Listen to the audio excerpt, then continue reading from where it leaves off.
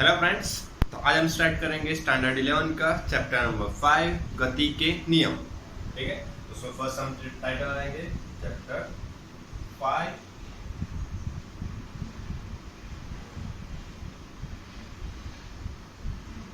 गति के नियम। ठीक है, अभी तो देखो हमने थर्ड और फोर्थ चैप्टर तक पढ़ा था, उसमें गति के बारे में पढ़ा था कि वहाँ पे हमने वेग पढ़ा, त्वरण पढ़ा, तात्क्षणिक वेग पढ़ा, चाल पढ़ी, सब चीजें पढ़ी। ठीक है, लेकिन वहां पे हमने कहीं पे भी ये चर्चा नहीं की थी कि उनके वेग में जो परिवर्तन हो रहा है, जो त्वरण उत्पन्न हो रहा है, वेग इस दिशा में गति क्यों कर रहा है, कार क्यों रोक रही है, कार क्यों गति कर रही है, उसके पीछे का जो कारण है उसके पीछे का आपने कभी भी कोई चर्चा नहीं की थी।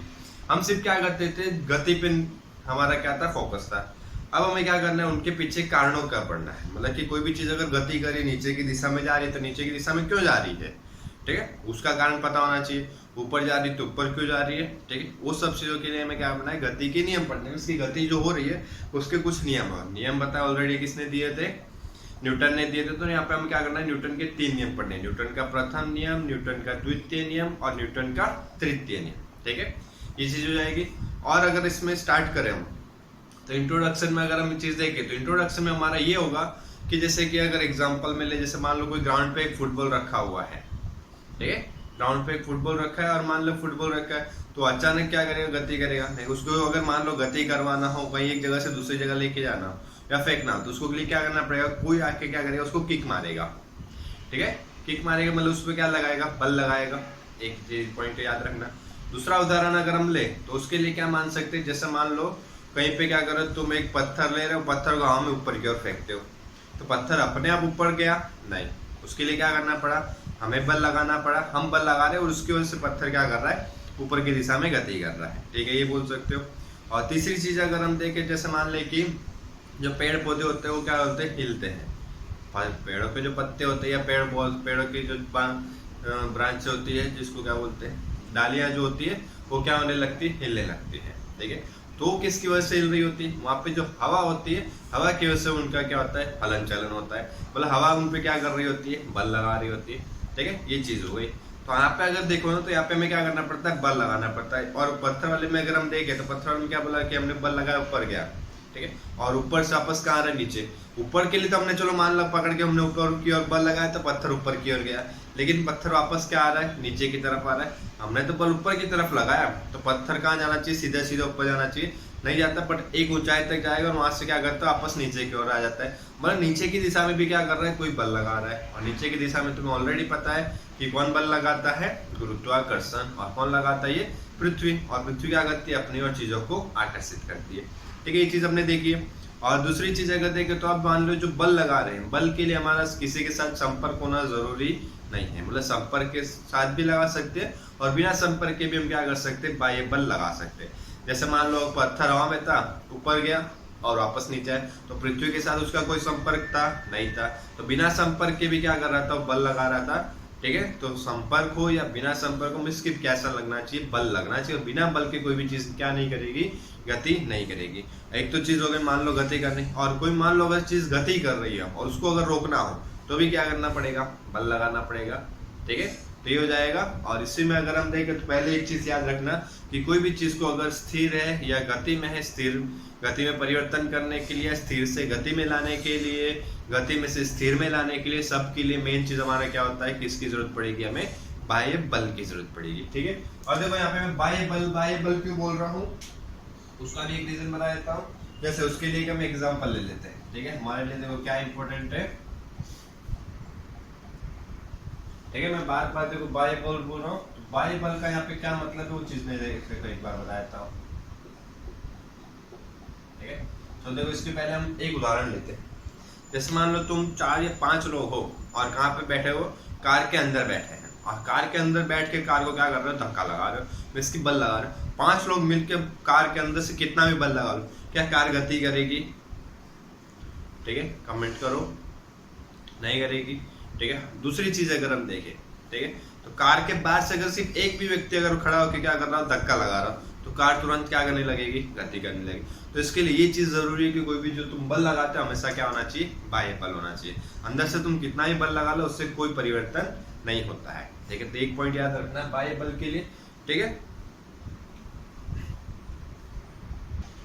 ठीक है। और इसके बाद एक साइंटिस्ट आए थे एरिस्टोटल, ठीक है। और इसके बाद क्या है, देखो नेक्स्ट इसमें हमारा टॉपिक आता है एरिस्टोटल, ठीक है। एरिस्टोटल नाम के साइंटिस्ट ने क्या बोला, अगर किसी भी चीज को, किसी भी पदार्थ को अगर लगातार हमें क्या करना हो, गति में रखना, तो उस पर लगातार क्या करना पड़ता है, बाह्य बल लगाना पड़ेगा, ठीक है। मतलब लगातार तुम अगर बल नहीं लगाओ तो पदार्थ क्या होता है, रुक जाता है। जैसे उसके लिए बचपन में सबने एक गेम खेला होगा, जैसे उसके लिए मान लेते हैं एक टायर होता है और उसको अगर हम ऐसे स्ट्रेक किया, कोई भी डंडा से लेके रॉड से लेके हम क्या करते हैं, ऐसे मारते आते हैं, ठीक है। एक बार मारेंगे तो थोड़ी दूर तक जाएगा, फिर गिर जाएगा।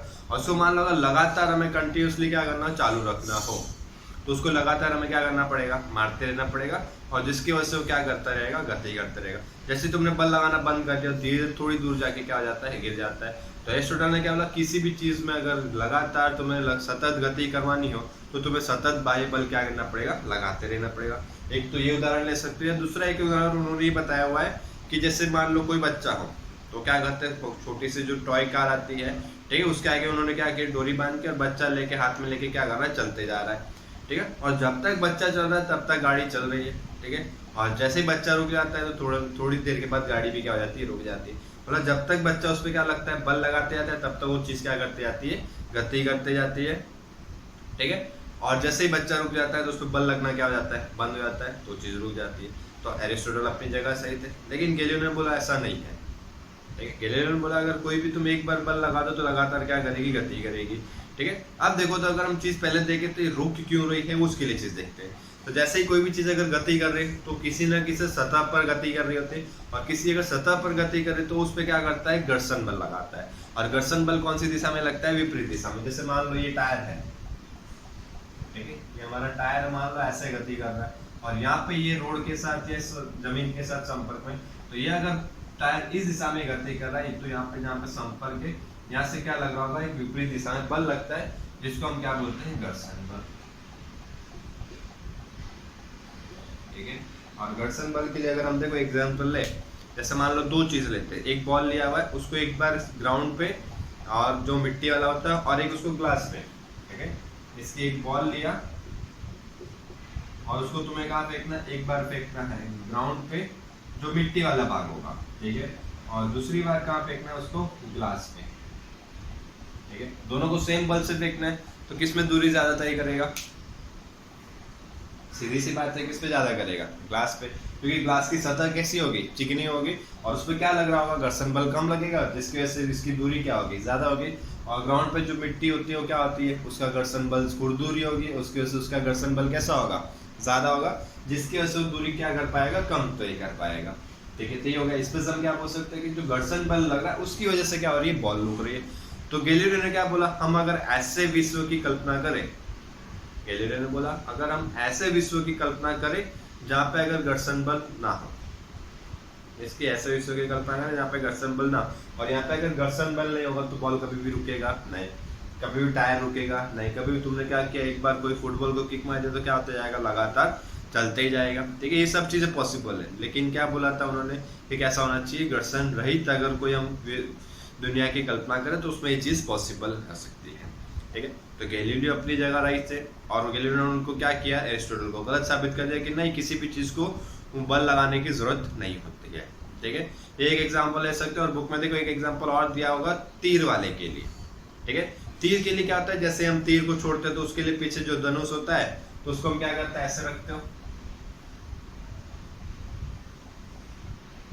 यहाँ से हम क्या करते हैं, रबड़ वगैरह बचपन में सबने खेला होता है, ठीक है। यहाँ पे हम क्या करते हैं, ऐसे तीर लगाते हैं, ठीक है। और ये जो रबर होता है, ये वाला जो रबर होगा, इसको हम क्या करते हैं, पीछे ऐसे खींच के आते हैं, और यहाँ से जो एरो होगा यहाँ पे जाएगा, और फिर इसको छोड़ते हैं। तो हमें क्या करना पड़ता है, पहले बल लगाते हैं, और जैसे छोड़ते हो तीर क्या होता है, स्पीड में जाता है। तो वहाँ पे भी क्या लगाना पड़ रहा है, बाह्य बल लगाना पड़ रहा है। और ऐसा नहीं कि तुमने तीर पे एक बार बल लगाया, तीर लगातार चलती जाएगी, नहीं जाएगी। वहाँ पे जो हवा होगी, वो हवा भी क्या कर रही होती है, बल लगा रही होती है, ठीक है। जैसे हम मान लो गाड़ी पे या बाइक पे चलते स्पीड में जाते हैं, तो वहाँ पे जो हवा होती है वो हवा में क्या करने लगती है, रोकने की ट्राई करती है, मतलब घर्षण बल या अवरोधक बल लगाती है, बोल सकते हो। ठीक है। और दूसरा एग्जांपल अगर साइकिल वाले के लिए, साइकिल हम चलाते हैं, साइकिल हम अगर हवा की दिशा में चला रहे हैं तो हमें पेडल मारने की भी बहुत बार कम, धीरे धीरे पेडल मारोगे तो भी हमारी स्पीड बढ़ जाती है। और अगर हम हवा की विपरीत दिशा में चला रहे हैं तो हमें पेडल क्या करना पड़ता है, और जोर से मारना पड़ता है, क्योंकि हवा जो क्या कर रही होती है उसको हमें रोक रही होती है, मीन्स अवरोध कर रही होती है। ठीक है, ये चीज जो आएगी। और इसके बाद अगर हम देखेंगे तो इसके बाद आएगा न्यूटन का प्रथम नियम, सॉरी न्यूटन का है, फर्स्ट आएगा हमारा जड़त्व का नियम। इसके बाद नेक्स्ट टॉपिक है हमारा जड़त्व का नियम। ठीक है, नेक्स्ट आएगा हमारा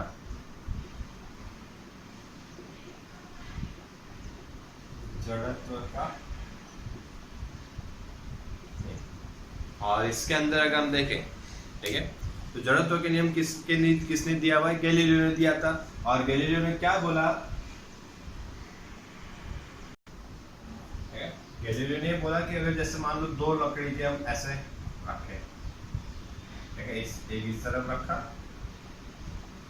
और एक इस तरफ रखा, और इस ऊंचाई से दोनों की ऊंचाई मान लो समान है, और इस ऊंचाई से यहाँ से हम क्या कर रहे हैं, एक बॉल को छोड़ रहे हैं, और जैसे ही बॉल को छोड़ेंगे तो बॉल क्या करेगा, नीचे जाएगा, और नीचे से वापस क्या करेगा, इस ऊंचाई तक जाएगा।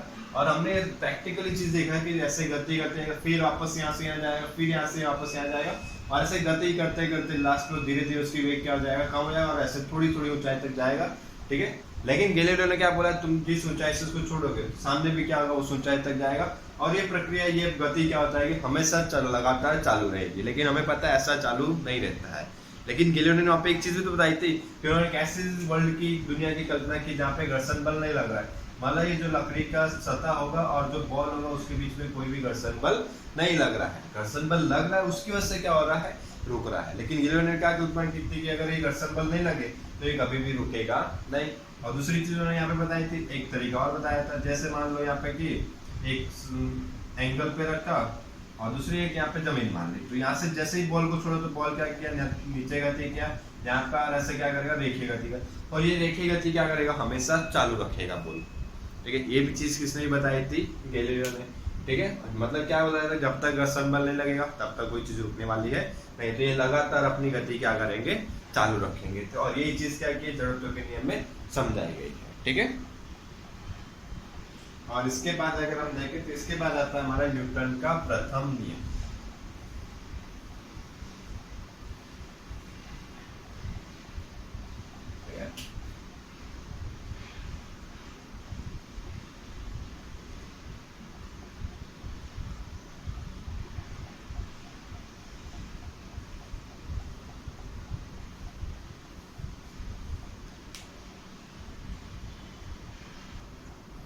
और देखो न्यूटन ने प्रथम नियम में क्या किया है, एक उदाहरण था, सेंटेंस होगा तो फिर नियम में क्या लिखना है कि पदार्थ पर, कोई भी पदार्थ पर जब तक अगर कोई बाह्य बल न लगे, पदार्थ पर जब तक कोई बाह्य बल न लगे तो पदार्थ अगर स्थिर स्थिति में तो स्थिर रहेगा, और पदार्थ अगर गति स्थिर कर रहा तो क्या करेगा, अपनी गति चालू रखेगा।